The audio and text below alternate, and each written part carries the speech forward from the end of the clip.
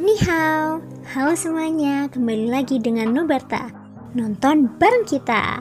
Makasih ya udah setia menunggu updatean dari Nubarta. Semoga kalian masih akan tetap setia bersama Nubarta sampai akhir ya. Nah, kalau gitu nggak perlu lama lagi. Yuk langsung aja kita siapkan diri dan hati kita ke episode berikutnya. Selamat mendengarkan. Jadi sekarang kita masih di Sensi, tapi tempat ini tidak sepenuhnya nyata. Ada yang benar dan ada yang salah.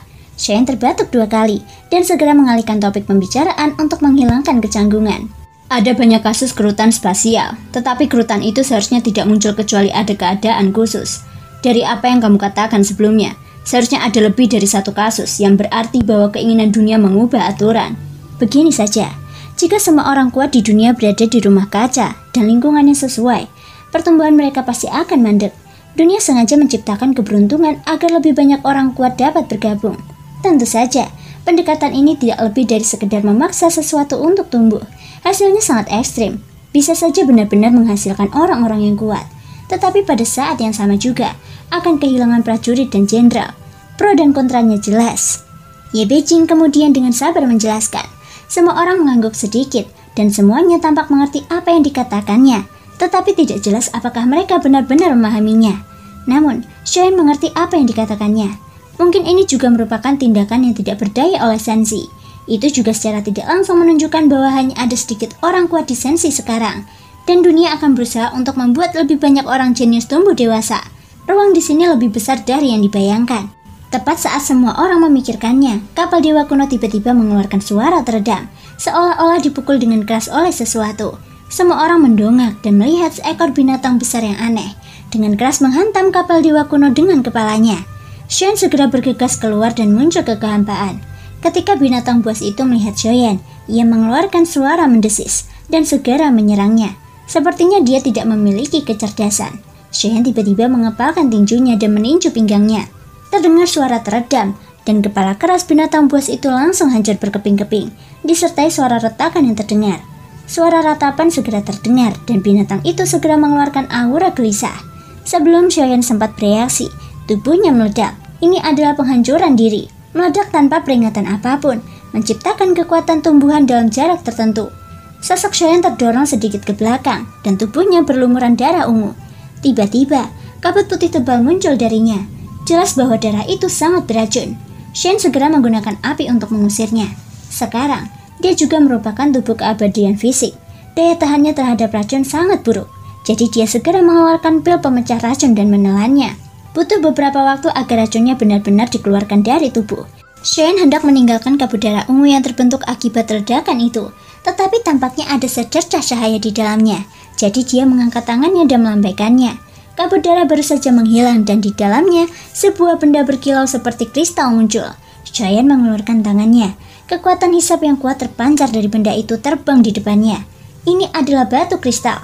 Teksturnya sangat dingin dan mengeluarkan bau yang aneh. Dari kelihatannya, benda ini bukanlah batu biasa atau inti monster. Shane kembali ke kapal dewa kuno dengan kristal yang tergantung di udara dan membawanya ke Ye Beijing. Ye Beijing sedikit mengernyit, mencubit dagunya dan memandanginya lama, lalu menggelengkan kepalanya, menandakan bahwa dia tidak begitu tahu apa itu. Shane memegangnya di tangannya. Apapun yang muncul di sini bisa jadi petunjuk. Singkatnya, dia harus melindunginya dengan baik. Mungkin itu akan berguna nanti. Bagaimanapun, saat ini mereka berada dalam kekosongan dan tidak ada yang jelas. Meskipun tempat ini tidak luas, mencari tanpa tujuan tidak hanya akan membuang banyak waktu, tetapi juga akan menghasilkan sedikit keuntungan pada akhirnya. Shane teringat gulungan yang diberikan ratu kepadanya, dan lembaran giok Qianzhuang yang disalinnya. Kemudian, dia mengeluarkan keduanya. Jika salah satunya adalah peta, itu akan lebih baik. Namun, jika tidak, dia hanya akan membuang-buang banyak waktunya untuk menjelajah di sini. Seperti yang diharapkan, batu giok itu berisi peta tempat ini, dan batu giok ratu juga berisi peta tersebut. Yang dapat dijadikan acuan adalah keduanya memiliki bintang yang memancarkan cahaya yang sangat kuat. Cahaya yang berkelip-kelip di sekitarnya sangat mencolok. Hal ini juga ditemukan dalam gulungan dan lembaran giok.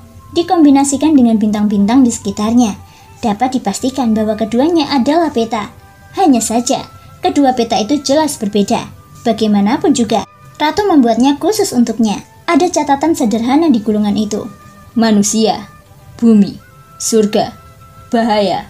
Ada satu kata yang tertulis di setiap lembar kertas, dan hanya 4 kata ini.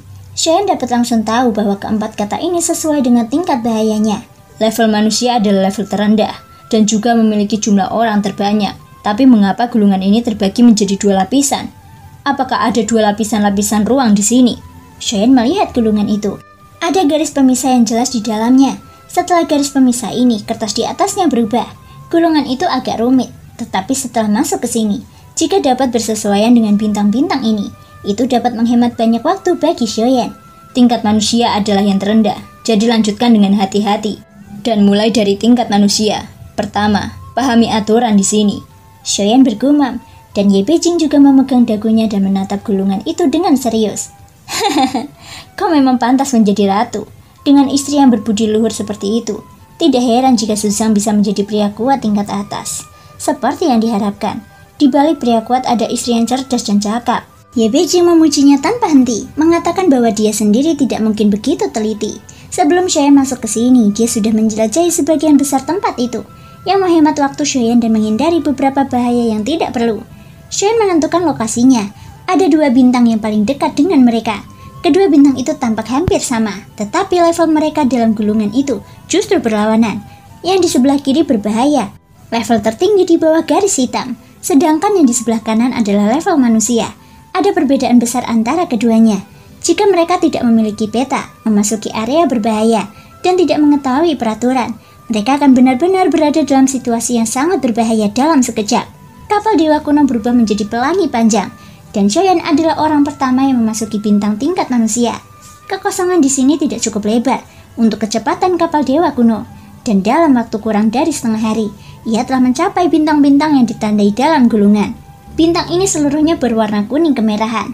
Setelah memasukinya, dia menemukan bahwa bumi tersusun dari batu-batu merah, dan warna kuning yang dia lihat sebelumnya sebenarnya adalah pasir kuning di seluruh langit. Setelah kapal Dewa Kuno mendarat, Cheyenne dengan cepat mengembara di atas bintang-bintang.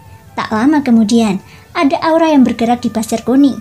Cheyenne bergerak lagi dan bergegas ke badai pasir kuning tanpa rasa takut.